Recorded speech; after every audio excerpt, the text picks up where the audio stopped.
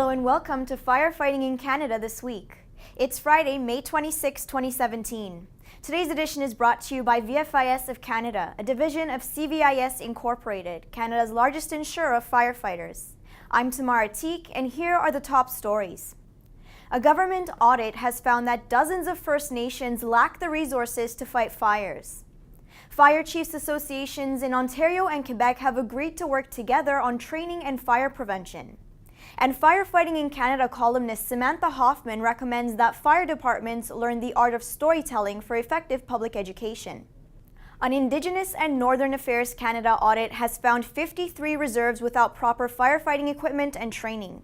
According to CBC News, the internal audit identified 14 underserviced reserves in Saskatchewan and Manitoba and 39 limited service sites in Ontario and British Columbia.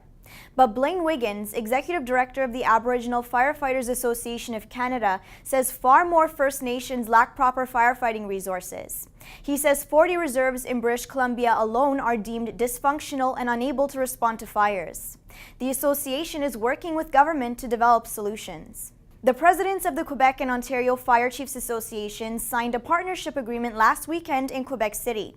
Ontario President Steve Hernan says the groups will collaborate on standardized firefighter testing and the development and distribution of public education materials in English and French. The two associations have been meeting for the last 2 years now, if you will, talking about common issues, and now the focus has changed to solutions.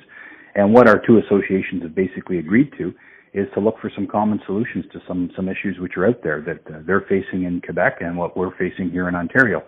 A great example is our candidate testing services. They see that as a great opportunity to expand it in Quebec, and we're looking at a partnership to do that and move forward.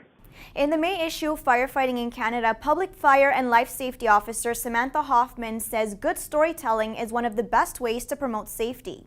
Hoffmann says every call comes with a lesson and a story that can be told. The more compelling the story, the more likely the public will remember it. We've been talking about smoke alarms and change your clock, change your batteries, and smoke alarms save lives for 25 years, and we know that people aren't listening. They kind of tune us out, or they can recite it, but it doesn't actually change their behavior.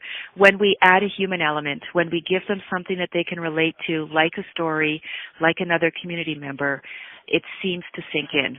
That's our show for now from Annex Business Media's NicheTV newsroom. Thank you to our sponsor, FFIC of Canada. On behalf of all of us here at NicheTV, thanks for watching.